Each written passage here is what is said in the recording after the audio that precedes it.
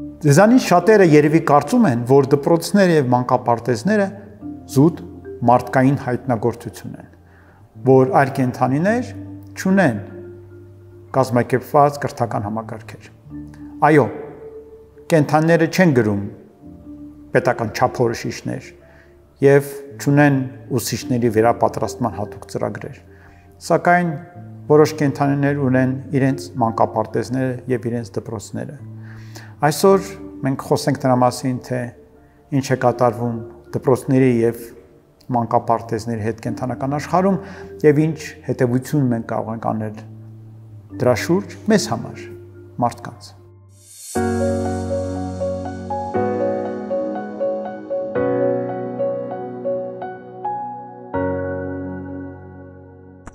Երբ մեծահասակ փղերը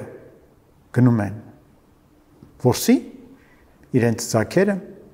մնում են մի տեղում հավաքված եւ սպասում են ծնողներին։ Այդ պահին իրենց հետևում է կամ վերահսկում է կամ պաշտպանում է հատուկ նշանակված փիղ մեծահասակներից, ով գիտի ինչպես դաստիարակել փոքրիկներին, բոլորին ճանաչում է, գիտի ով երեխան է, ով ձագն է եւ ժամանակը այդ, որը իրենց տրված է սպասելու համար,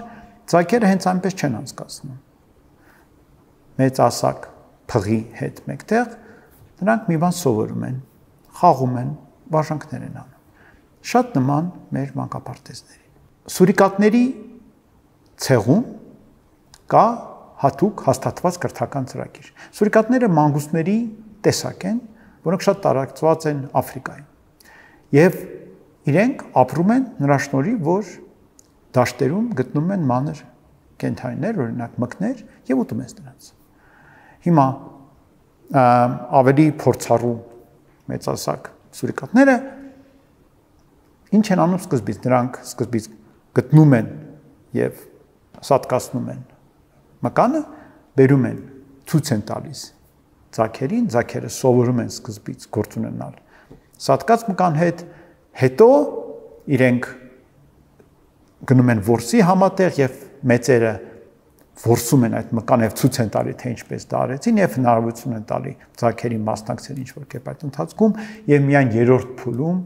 ձագերը հնարավորություն են ստանում ամբողջապես ներգրավել որսի ընթացքի մեջ եւ ինքնուրույն բռնել այդ մկանը։ Մի խոսքով կա կրթական ծրագիր փուլային է եւ ամեն հաջորդ փուլին մասնակցելու համար ձագը պետք է բարեհաջող հանձնի քննություն նախորդ փուլի կարողությունները ցուցաբերելու ուղղությամբ եւ քանի դեռ նա չի կարող դա անել, իրեն հնարավորություն չեն տալիս հաջորդ փուլին մասնակցել։ Մրջյունների մոտ, որոշ տեսակի մրջյունների մոտ ցեղի անդամներից մեկը ստանձնում է ավելի փոքրին հիմնարար հմտություններ սովորեցնելու։ Նա առաջ է ընկնում ճանապարհի վրա եւ որոշակի առաջադրանք է կատարում։ Ետևից գնում է ավելի երիտասարդ մրջյունը։ Եվ այդ առաջընկած մեկը մենթորություն է անում։ Նա եթե երիտասարդը ետ ընկնում, կանգնում է եւ սպասում է նրան, ցույց է տալիս, թե ինչպես պետք է անել, այնինչ որ իր մոտ չի ստացում եւ իրենք իրար հետ շարունակում են ճանապարհը։ Այսպիսի աշկերտության գործընթաց է ընթանում։ Դելֆինների կամ կասատկաների կամ կետերի որոշ տեսակների մոտ այս համակարգը ել ավելի է զարգացած։ Իրենց մոտ կան հատուկ կենդանիներ, որոնք օժտված են երիտասարդներին սովորեցնելու, քանի որ նրանք ապրում են այսպիսի ոհմակներով, այդ ոհմակի այդ որոշակի տաղանդներ ունեցող կենդանիները օգնում են երիտասարդներին իրենց համար ամենակարևոր կյանքի փորձի համար։ Իրենց այդ տեսակներից ոմանք գիշատիչներ են եւ այդ դեպքում խոսքը գնում է որսի մասին, իսկ ոմանք հավաքում են կամ գտնում են կամ հայթայթում են ուտելիքը, իրենք չնայած իրենց ուտելիքները իր բնույթով սովորաբար կենդանի ուտելիք, բայց դա հարցակում չէ, որս չէ, դա ուղղակի իրենք փնտրում են եւ գտնում են այն ինչ որ իրենք կարող են ուտել եւ դարձյալ այդ ամենը շատ կազմակերպված կերպով է։ Դու տեսնում ես ինչպես երիտասարդները ինչ որ գործողություններ են անում, իսկ հետևից ընթանում են ավելի հասուն կենդանիները, որոնք ձայնային ազդակներով, իսկ իրենք շփվում են գերձայնային այսպիսի ազդակներով ուղղորդում են երիտասարդներին, թե ինչ պետք է անել, սխալներն են ուղղում եւ այլն, միջև նրանք գտնում են այն, ինչ որ իրենց պետք է գտնել։ Գայլերի, վայրի շների մոտ կա դարձյալ ոմակում որոշակի հիերարխիա եւ կան հեղինակություններ, որոնք իրավունք ունեն տարբեր ընտանիքներից եկած ձագերին որոշակի հմտություններ սովորեցնել։ Դրանք առաջնահերթորեն սոցիալական հմտություններ են։ Դա կոպիտ ասած դաստիարակություն է։ Ավելի այդ հասուն փորձառու կենթանիները երիտասարդներին սովորեցնում են ճիշտ վարքագիծ ոմակում։ Այդ առումով Կիպլինգի հայտնի Մաուգլի գրքի բովանդակությունը բավականին համապատասխան է նրան թե ինչ է կատարվում իրականության մեջ, միայն տարբերությամբ, որ իհարկե արջերը չեն մասնակցում գայլերի կրթության մեջ, դրանով զբաղվում են հենց գայլերը, բայց դա իրապես կտրված է ընտանիքից։ Այն իրականացվում է որպես առանցին գործընթաց, որտեղ այն իր բնույթով սոցիալական գործընթաց է, դա ոմակի ընդհանուր կանոններին սովորեցնելու գործընթացն է, եւ այն իրականացվում է բոլոր ձագերի համար միաժամանակ։ Ինչու ես բերեցի այս օրինակները։ Մենք պետք է հասկանանք, որ մենք երբ խոսում ենք նրա մասին, որ արդյոք ուսուցչի դերը ապագայում կարևորվելու է, արդյոք մենք կարիք ունենք ունենալ դպրոցներ, արդյոք արհեստական բանականությունը չի փոխարինի ուսուցիչներին, կամ արդյոք հնարավոր է այլ կերպ քան ունենալով ուսուցիչներ եւ դպրոցներ եւ այլն սովորեցնել երեխաներին, տալ իրենց լավ կրթություն։ Սրա պատասխանը մենք գտնում ենք ոչ միայն մարդկային պատմության մեջ, այլ ավելի լայն, ընդհանրապես կենթանական աշխարհում, որ ոչ միայն մեզ, այլ նաև շատ կենթանիներին առավել սոցիալական կառուցվածքներ, բարդ սոցիալական կառուցվածքներ ունեցող կենթանիներին, ես ընդհանրապես մի քանի օրինակ բերեցի, դրանք երանգամ շատ ավելի շատ են, բնորոշ է կազմակերպել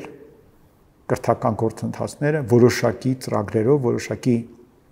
աշխատող մոտեցումներով եւ ասեմ ավելին, այդ բոլոր մոտեցումների մեջ չկա միայն կրկնօրինակելը։ Կրկնօրինակելը կարևոր է, կենթանիները բնականաբար սովորում են մեծերից, ուղղակի ձագերը կրկնօրինակում են եւ խաղում են կրկնելով այն, ինչ որ անում են մեծերը, բայց նաեւ կա ստեղծագործական մոտեցում, ավելի ավագ սերնդի կենթանիները իրենց փոքրիկներին հնարավորություն են տալիս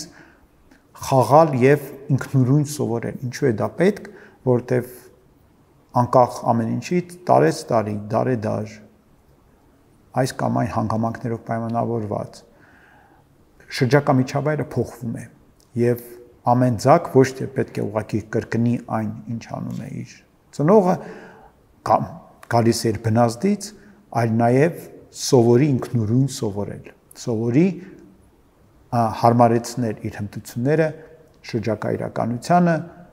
կարողանա պայքարել նոր տեսակի թշնամիների դեմ, թաքնվել նրանցից, կարողանա հայթայթել նոր տեսակի ուտելիք, եթե հին տեսակը ինչ-որ ձևով նվազել եւ չի բավարարում եւ այլն։ Եվ մինչ այսօր մնացել են բնության մեջ միայն այն տեսակները, որոնք այդ հատկանիշը ունեն, այդպես սովորեցնելու։ Հիմա մարդկային հասարակությունը կարողացել է գոյատևել ոչ թե որովհետեւ մենք ունենք ինչ-որ եզակի ֆիզիկական կարողություններ կամ կարողանում ենք մեզ շատ լավ պաշտպանել մեր բնական մարմնի հատկությունները օգտագործելով, մենք ոչ լավ վազում ենք, ոչ երկար ժամանակ կարող ենք վազել, ոչ լավ բարձրանում ենք ծառերը, ընդհանրապես ամեն բան, որ մեզ կարող է փրկել, բավականին վատ ենք անում։ Էլ չեմ ասում, որ ամեն բան, որ մեզ հնարավորություն է տալիս ուտելիք հայթայթել դարձյալ շատ եւ շատ կենթանիներից ավելի վատ ենք անում, բայց մենք ունենք մի կարևոր հատկանիշ։ Մենք կարողանում ենք կրթել մեր հաջորդ սերունդը, որպեսզի նրանք ավելի լավ անեն այն, ինչ որ մենք անում ենք, եւ ուսուցչի հիմնական դերը հենց նրանումն է, որ կարողանա կազմակերպել այդ կրթական գործընթացը առավել արդյունավետ կերպ, որպեսզի հաջորդ սերունդը առավել արդյունավետ լինի եւ այդ հաջորդ սերնդի գոյատևման եւ զարգացման հնարավորությունները լինեն առավել մեծ։ Եվ այն պահին, երբ որ այդ գործառույթը ինչ-ինչ պատճառներով չի իրականացվում կամ լավ չի իրականացվում, մենք ինչ որ առումով դառնում ենք անգամ ավելի վատ, քան ցուրիկատները կամ փղերը, մենք իրենց սկսում ենք զիջել այն գործառույթի մեջ, որը մենք կարծես թե պետք է իրենցից շատ ավելի լավ անենք, որտեղ մնացած հանգամանքներով մենք իրենց զիջում ենք, մենք շատ ավելի քիչ ենք հարմարեցված բնության մեջ ապրելուն եւ բնական իրականության հետ առնչվելուն։ Մեր միակ կարողությունը ապրելու եւ զարգանալու պայմանավորված է այդ սերնդից սերունդ փոխանցվող կարողություններով, հմտություններով, գիտելիքներով։ Եվ դա անհնարին է առանց ուսուցիչների։ Ես մի բան եմ ուզում այստեղ նկատել, որ եթե դուք պատտեք այս հոլովակը եւ հաշվի առնեք, թե ինչ օրինակներ ես բերեցի, դուք կտեսնեք, որ մանկավարժության կամ ուսուցանելու ձևերի հիմնական մասը, որ մարդիկ օգտագործում են, իրականում կա նաև այլ կենդանիների մոտ։ Մենք այդ տեսակետից եզակի չենք։ Միակ բանը, որ մեզ տարբերում է, դա գրավոր խոսքն է եւ ավելին քան ուղղակի երկու մարդկանց միջև, այլ շատ ավելի լայն ծավալով գիտելիքի եւ հմտությունների փոխանցելու միջոցներ ունենալը, որոնք եւ տեսանյութն են եւ գրված եւ ձայնագրված եւ այլ տեսակի տեղեկույթ, որը փոխանցվում է մի մարդուց մյուս մարդու։ Մենք այդ տեսակետից շատ ավելի զարգացած ենք, բայց ամենահիմքում եւ առավել եթե մենք խոսում ենք երեխաների մասին, ընկած են նույն մեխանիզմները, որոնք աշխատում են բնության մեջ։ Եվ մենք պետք է շատ հաճախ ոչ թե ընկնենք ինչ-որ շատ զարմանահրաշ եւ շատ խորացած մեթոդների յետևից, որոնք կարող է որոշ դեպքերում չաշխատեն, այլ գիտակցենք, որ սովորեցնելը մեզ տրված է բնազդով։ Մենք դարեդար դա արել ենք որպես տեսակ։ Սովորեցնելը մի քանի մարդու հանձնելը եւ այդ մարդկանց որպես սովորեցնող կարգելը դարձյալ մարդկային հասարակության դարերից եկող հատկանիշն է։ Մենք դարել ենք համարյա միշտ, քանի դեռ մարդ ենք եղել։ Եվ մենք պետք է գիտակցենք, որ եթե մենք նորից չկարևորենք այդ գործունեությունը, եւ սա նշանակում է, եթե մենք չկարևորենք ուսուցչական աշխատանքը, դասավանդողի սովորեցնողի աշխատանքը, որպես հիմնարար գործառույթ, մենք վախենամ ավելի դաժան կյանքով կապրենք, քան այսօր ապրում են շատ եւ շատ կենդանիներ բնության մեջ։ Այսպիսով հաշվի առնելով, որ այս հաղորդումը դուք նայում եք արձակուրդների ժամանակ, ես փորձեցի ամիջական, առօրեական, կրթական հարցերի մասին խոսել մի քիչ ավելի կարծես թե մեզանից հեռու առարկայի մասին, սակայն ինչպես տեսնում եք, ամեն անգամ ինչից մենք որ խոսենք, որտեղ էլ որ մենք դիտարկենք մի հարց, որ վերաբերում է կրթության, միշտ առաջանում են ամիջական կապեր նրա հետ, ինչ մենք ամեն օր անում ենք որպես ծնողներ, որպես ուսուցիչներ, որպես դպրոցներ, որպեսզի կարողանանք հանգիստ լինել, որ հաջորդ սերունդը կարողանա կայանալ։